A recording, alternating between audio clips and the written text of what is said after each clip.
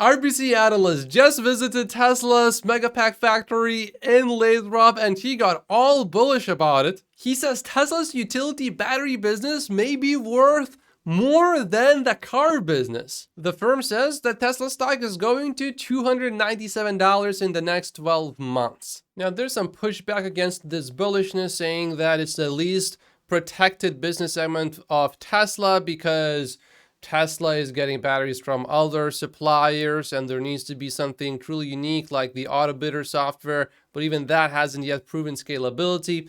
James thinks that Tesla's advantage will be first mover and scale. They planned and build capacity at a higher rate and magnitude than competitors, especially in the US. The Chinese aren't a big threat outside of China because no one trusts them with critical infrastructure. I think that's completely right. Tesla should benefit disproportionately in the next few years, and then they will be able to compete better on costs as the market becomes more competitive. Agree. Longer term, it will become commoditized, but currently demand exceeds supply. Tesla would really need to get into the battery business to make this extremely profitable in the very, very, very long term, and Tesla has a fairly decent shot at making that happen. James doesn't think that the autobidder software is much of a differentiator because other players have similar software as well. But Tesla is a tech company, so Tesla software will be better. By how much is a question, but it is better. Tom Narayan projects that Tesla's energy business could yield $600 billion in annual revenues, but seems like he's projecting all the way to 2040. And if you discount back his numbers to today's valuation, it would be $120 billion.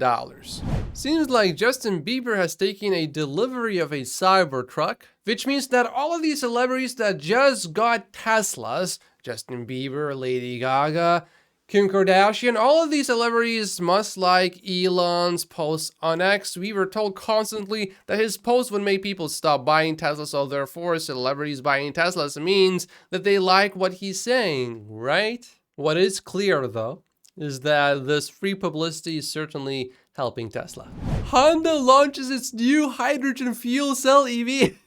It's 2024 and these people still have not figured out that hydrogen is not the future for regular vehicles. This is so much worse than Apple's 10-year blender canceling the whole project. They will cancel this hydrogen project as well, but this is just dumb. You know, I look at BYD and I say that's some serious competition, but I look at Honda and just cannot help but laugh. Maybe Honda should look at what Audi is doing here. It's actually trying to make an EV. Italian authorities are negotiating with Tesla and other car makers in a bid to bring another car manufacturer to the country and achieve its goal of producing 1.3 million vehicles per year. Business and Made in Italy Minister said today. I don't think Tesla is going to build a factory there that makes vehicles. I would find that very surprising. The minister also mentioned BYD. It is generally believed that Tesla will announce another factory location by the end of the year. In Europe, though, currently Tesla could expand in Germany by quite a bit more, and we know that Tesla is actively talking to India still, although nothing much has come out from that. So for now, I wouldn't expect much from Italy in terms of Tesla doing anything significant there. A Megapack factory somewhere in Europe, though, would make a lot of sense. Although remembering how welcome Elon Musk was by the Prime Minister of Italy, maybe Tesla would actually build something eventually in Italy. If you remember a while ago, Tesla bought some Bitcoin and Bitcoin has been surging. And Tesla bought its Bitcoin at roughly $32,000. So the money is basically double. Tesla did sell Bitcoin before, but not everything. Tesla still had a few hundred million as of the end of 2023. Which would be equal to 25% of Tesla's initial Bitcoin position. Tesla could have just sold more Bitcoin, but we won't know for sure until Q1 earnings come out.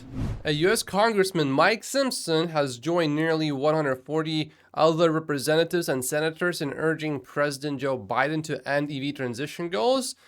He says the Biden administration's radical EV policies are driving up consumer costs, hurting American jobs, and emboldening China. However, There are about 500 members of Congress if you combine the Senate and the House of Representatives, and that 140 did combine both. So this would need to gain a lot more traction for anything to be actually done. However, some places in the world and even in the US are reducing EV incentives. For example, New Jersey is saying goodbye to the sales tax break for buying electric vehicles, but it will happen over a period of 3 years. We saw some incentives end in Germany and in France, but at the same time, EVs are getting cheaper, so removing some of these incentives, there's going to be no difference really. The EV transition will continue anyway. It's inevitable because commercially it just makes sense, and EVs are just better vehicles as long as you can have charging, which over time will improve, and there will be supercharger locations everywhere and charging speeds will be incredibly fast.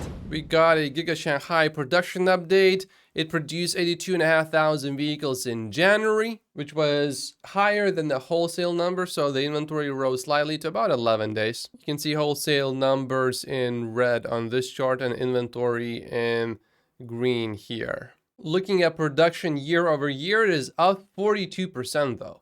The wholesale number is up year over year as well, but nowhere near as much. We saw the Ford CEO test out Tesla Supercharger network recently, and now today it is officially official that the Tesla Supercharger network is open to Ford EVs throughout the US and Canada, marking the beginning of a new era of easy access charging for non-Tesla EVs and furthering Tesla's mission. Tesla's biggest competition remains ICE and not other EV automakers. And for me as a consumer, seeing more EVs, it's a breath of fresh air.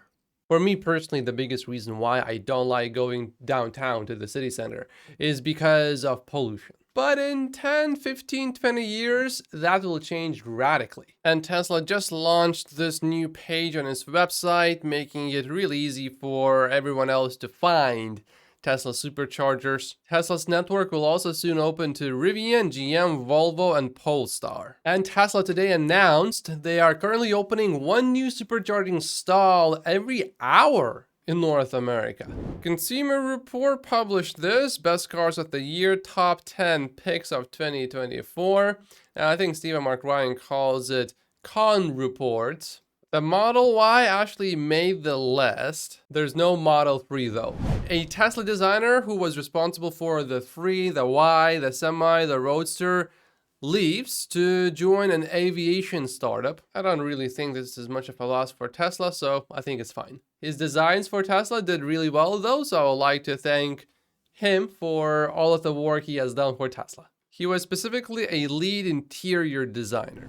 Remember how Tesla cut prices temporarily, I think to take advantage of the Super Bowl? The prices are supposed to go back up tomorrow. Gary has his doubts with Tesla's Model Y. North American inventory is still high, and Q1 deliveries so far coming in well below Wall Street Q1 consensus estimates, which are 450,000 versus 478,000. Troy did lower his delivery expectation, so I think there's a good chance that that price cut will stay as it is. If it doesn't though, that would be a fairly bullish sign. Yeah, lately we have been hearing a lot more from Tesla executives, especially from Rohan Patel. He's not really saying much here other than just stating that the Model Y and Model 3 vehicles are doing incredibly well in Europe. And he was quoting this post from Roland showing how much the Model Y has grown in 2023 versus 2022. I personally really appreciate more communication like this.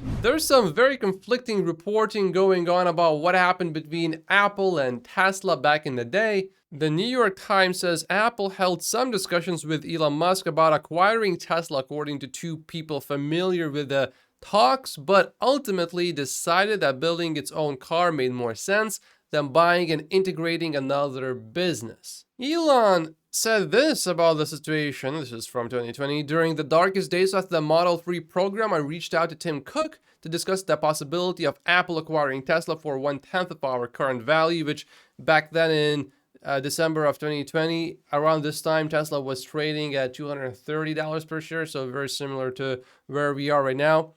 He refused to take the meeting, Elon says. What I'm getting from this is is that Elon did not talk to Tim Cook directly. He maybe talked to someone from Apple, but not Tim Cook himself. This is good news if it's true. There's a report that supposedly says that CATL is going to be installing M3P batteries into Teslas. It's good news because it's relatively low cost, has good safety, it has high cycle life, relatively high energy density. So it would be really good to see these batteries in Teslas. That would allow Tesla to sell its vehicles cheaper or with more range. CATL is still in the process of developing and validating the battery with Tesla, and the exact timing of carrying it is not yet clear, the report says, citing an industry source. Tesla has updated its website a little bit. There's a new video that's playing on the home page. I like it. I always like when they show dogs. I think that particular clip has been reused from some other video I've already seen, but this is new. I like these color changes. One thing that I would like Tesla to do is on its website, create a resource, create a page addressing every single little possible concern that anyone might have about an EV or specifically a Tesla. Software updates, recalls, expose the system. Basically, if I read anything negative about Tesla, I want to go to Tesla's website and find something on Tesla's website that I can show everyone to clearly address the issue and show how it's not a problem, and in some cases how it's actually a benefit. For example, EV charging, I think, is more convenient than using a gas-powered vehicle as long as you can charge at home. And how come, for example, in Canada, where it's so cold,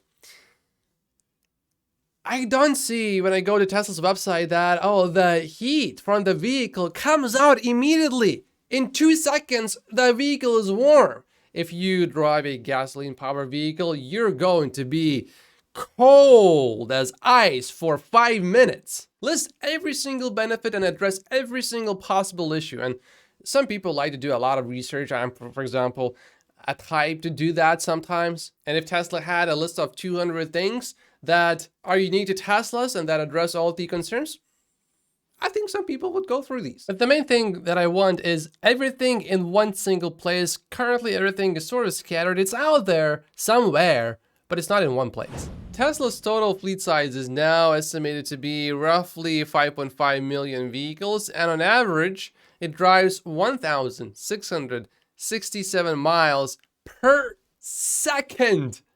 And a lot of that data can be used to train FSD. Of course, the fleet is growing at a high rate of about 5,000 vehicles per day. Someone actually did sell their Cybertruck at an auction for $244,000. That person must have not read the Cybertruck contract. Then he originally purchased the Cybertruck. I don't think the buyer is going to have any issues, but the seller... Tesla will want to talk to that seller. Unless somehow that person had an exception on the no resale clause, but I don't think that's the case. Drive Tesla Canada, though, says that there's one exception to this no resale clause, and that is if you get a written permission from Tesla, which I doubt this person acquired in this case. So it's going to be an interesting story to follow. Ford was seen testing a Cybertruck. They are probably trying to figure out how can they make their own vehicles better. They're trying to research the Cybertruck, I think. Is this really happening? About 80 environmental activists are protesting against Tesla Giga Berlin's expansion by building tree houses in the forests near the factory. Now, I have a very serious question. They don't want Tesla to build anything there, and of course Tesla needs to get all of these permits and everything. But to build a treehouse, don't you need to get a permit? Aren't you building houses on other people's lands? Piece of land that I assume Tesla owns? Aren't you infringing on someone else's property rights? The protesters raised around 10 platforms between the trees and built houses on top of them. The tree houses are about 5 to 10 meters high from the ground. Now, it's important to keep in mind that the forest that Tesla wants to clear later on, That forest was planted with an intention to be harvested later for commercial lumber and things like that. This is not some nature reserve that was supposed to be protected by the government. No, it's like, imagine planting potatoes and then someone comes out and says, oh, you cannot take these potatoes because of the environment. Yeah, but we planted them for the purpose of eating them later. If that was not allowed, we would now planted them. Here's another interesting FSD12 clip from EdgeCase. Here's FSD11 first, and it's a somewhat weird intersection. It's going a bit too much to the left side and it's entering the left lane instead of the right lane. It's supposed to enter the right lane. And look at V12, it's just gonna be all straight and smooth, no issues at all. Perfect. Before you say that there is no advantage in owning a Tesla anymore going forward because other vehicles can access Tesla's supercharging network, I remember that other EV owners are going to pay a premium over what Tesla owners are going to pay for supercharging. For example, in Canada over here, Ford owners are going to pay about 35% more than Tesla owners. 331 Tesla Megapacks were spotted just now, which are worth about $500 million. There doesn't seem to be a whole lot of space left here. Tesla will need another space to fit all of these Megapacks. General Motors just recalled 56,000 pickup trucks over an automatic emergency braking issue linked to 4 accidents. 234 complaints were filed, with reports including 4 crashes and 3 minor injuries. AEB, automatic emergency braking system, would sometimes go off for no reason, causing a crash. So if you thought that phantom braking in Tesla cars is scary, well, seems like GM system is a lot worse. I only experienced phantom braking with a Tesla vehicle on FSD, never without FSD. Just now recently, Polestar stock actually had a bit of a surge. It received $950 million in funding, and despite surging 40% in the last few days, it is still down 95% from its all-time high. I like Aston Martin personally, but they delayed the launch of its first BEV. Lucid released their version of dog mode. It's called Creature Comfort mode. Volkswagen in China has just entered an agreement with XPeng for fast joint development of 2 electric models, which will reduce development time from 3 years to 2 years. It's pretty impressive how fast Chinese companies are. That's only possible in China. Everywhere else, things take longer than expected, always, almost. The AI world and the robot world is getting really interesting, with multiple companies coming out with their own robots. It's a space to follow. I think it's going to be a huge space, and I think Tesla is going to be big in that space. And I don't think there's going to be just one humanoid robot company that will completely obliterate all other companies. I think Tesla is going to be huge, but I think there will be other companies. But the market is going to be so gigantic that there will be space for many different companies. And we are already seeing multiple different kinds of humanoid sort of robots that can do some things. Not many things, but you can certainly see how a few years from now, certainly a decade from now, these are going to be useful in real world scenarios in factories. Omar just published a 45-minute no interventions drive, but he says that FSD drives better than auto wipers work. He says, it boggles my mind that this FSD beta build can do a 45-minute drive in the rain with 0 interventions, yet I have to wipe the windshield manually myself. That is funny. That is very funny. But I think, of course, if Tesla focuses resources on the windshield wiper issue, it would get it done. But it's much more important to solve FSD, of course. But FSD drives through rain, which we know from Elon earlier. He said that rain was an issue for FSD12, but as we can see here, at least in this 45-minute drive in California, there are no interventions, so that's a positive sign. But windshield wipers, yeah, it's hard to see through that windshield right now. The wipers are not working, but the car is driving itself anyway. Omar had a lot of patience not turning. Okay, he finally did it. He was fed up with it. Yeah, I do have an issue with the windshield wipers. They have gotten quite a bit better compared to before, though. Maybe a year ago. Oof. They were not that good at all. Now it just went from being terrible to just not that good. But it's usually when I drive it, if you really want to, you can drive without touching the windshield wiper controls and you can just leave it on auto. But you will not have the most pleasant driving experience. So I usually just turn it on manually often, because the controls now, the way it works, if I press the windshield wiper button, controls pop up on the screen, and then I can just click left or right with the scrolling wheel, and I can manually adjust the speed without touching the screen at all. So Tesla has fixed that issue for me. I really like that. It's still a two-step process. You need to press 2 buttons, basically. It's not perfect, but it works for me. I'm not complaining anymore. But yeah, the auto feature, look at this. It's not that good, sadly. But Tesla will take care of it. I'm just not sure how long it's going to take. But it just boggles my mind that we're complaining about the windshield wipers, and yet the car is just driving itself this whole time without any issues, no interventions. Amazing. All right, guys.